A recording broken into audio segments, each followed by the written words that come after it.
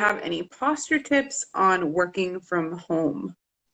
Which we're doing, obviously, because of all I our know both hiccups. of They us, we're just both have at home.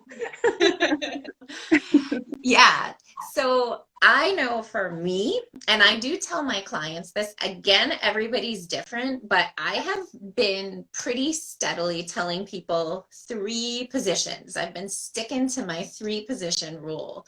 Okay. Do not sit in one spot all day long. Like, do not spend all of this time setting up one wonderful spot because you can't stay there all day Right. long.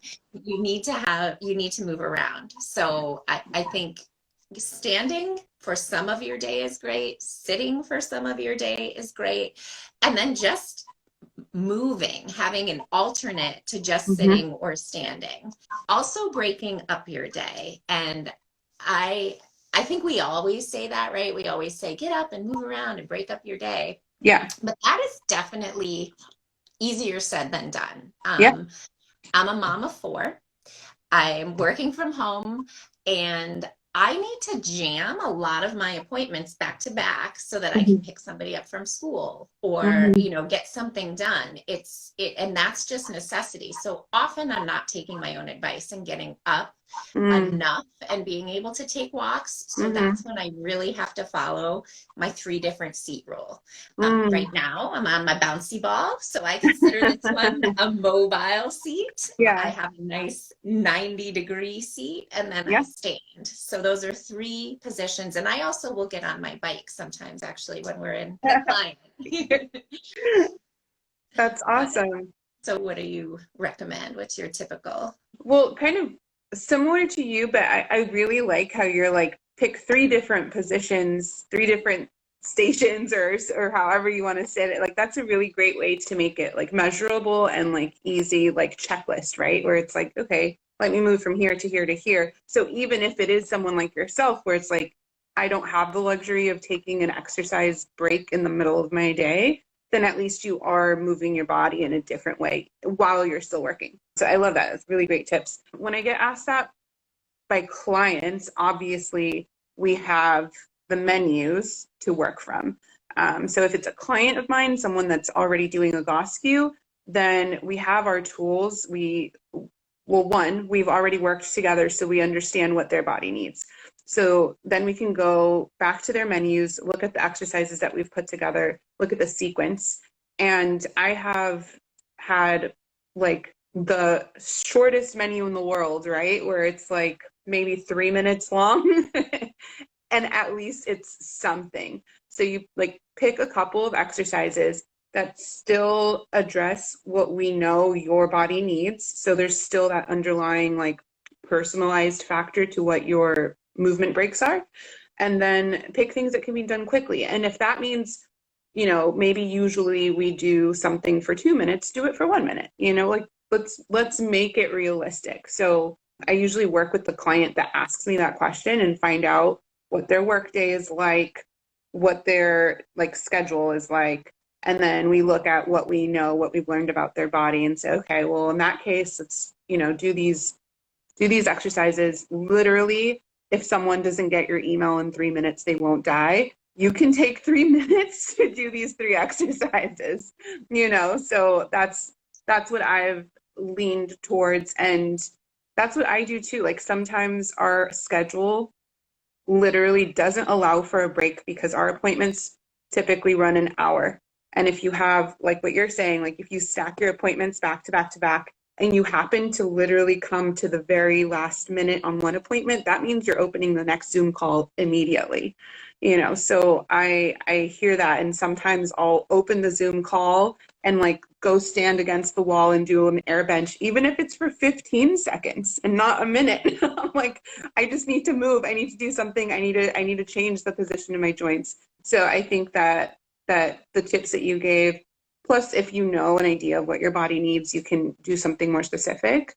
But yeah, I think that there's definitely a way to learn through the last year, that we can take better care of our bodies working at home, and it just needs a little bit of planning, as usually like anything else, right? Right. And there are things you can do to help yourself out when you're in a call. and still be, you know, looking totally fine. Mm-hmm. We have some foot exercises. Often I'll tell people to do a little rocking chair. There's things you can do while you're working. Yeah. Everybody's different. Some people I say work with the strap around your thighs. Some people I say Mm-hmm. put the yoga block between your knees. And so Mm-hmm. that's the kind of thing you have to know what your body needs. But Mm-hmm. there's definitely little hacks to sneak Mm-hmm. things in. And you know, I like bringing the exercise to everybody on the call. So it's easy for us because we can Yeah. do that. But Yeah. um, you know, my husband's in software development and works for a tech company, but they do Yeah. stretches and they do yoga together too. I mean, it's very welcome. So you might be surprised if you get on an important work meeting and say, does everybody want to try arm circles? And maybe everybody does. And then Like, they feel better and thank you for it. right. Everyone needed that break. Yeah. Yeah. Because we're all in the same boat, right? Most people are working from home and not moving as much and just Yeah. kind of stuck. And the other thing I will say that I do, if I do finish like 2 minutes before, I will go to the farthest bathroom or There you you know, go. take the longest trip. You want to take the most time to do everything if you have that Yeah. time. You want to be the least efficient at getting somewhere if you have those few minutes. You know, don't go directly to the kitchen. Walk through the dining room and the living room first. Yeah. Just to sneak in a little bit of something, because just moving your body A is little going more to make you movement. feel better. That's such a good point. Actually, that reminds me another tip that helped me so much last year. I got a Fitbit, and I know like everyone has their Apple Watches and their step counters. I had the step counter going on my phone, but I don't have my phone on me all the time, so I knew it wasn't accurate. That's the only catch with the step counter on the phone is your phone has to be on your person in order for it to be accurate. If that's how like if you can move around like that and that works for you, then great. But I think having something measurable is so helpful because as soon as I got my Fitbit, by the end of a workday at home, I was lucky if I got to 2,000 steps, and that terrified me. I was like, this is crazy. I cannot believe I'm not moving that much. And you can kind of psych yourself into thinking you're moving more than you are because you want to, you know?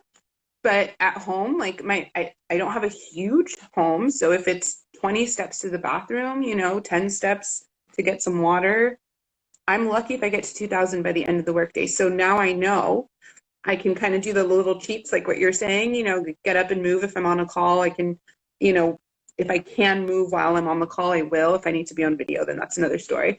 But, you know, taking the long route, and then I know at the end of the day, I haven't moved as much as I need to.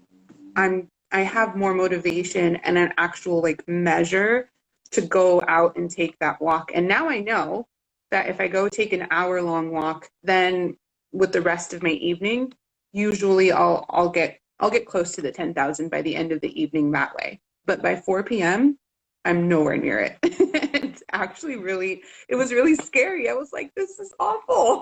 What is going on?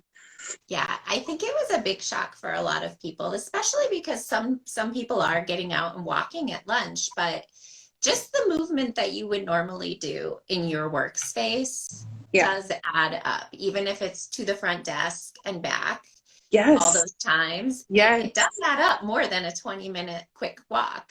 Or, Totally.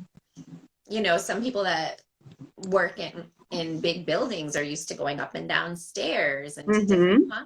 conference rooms, and we don't get that anymore. So just any kind of movement that you can do is going to make you feel better, and you will feel doubly better if Yeah.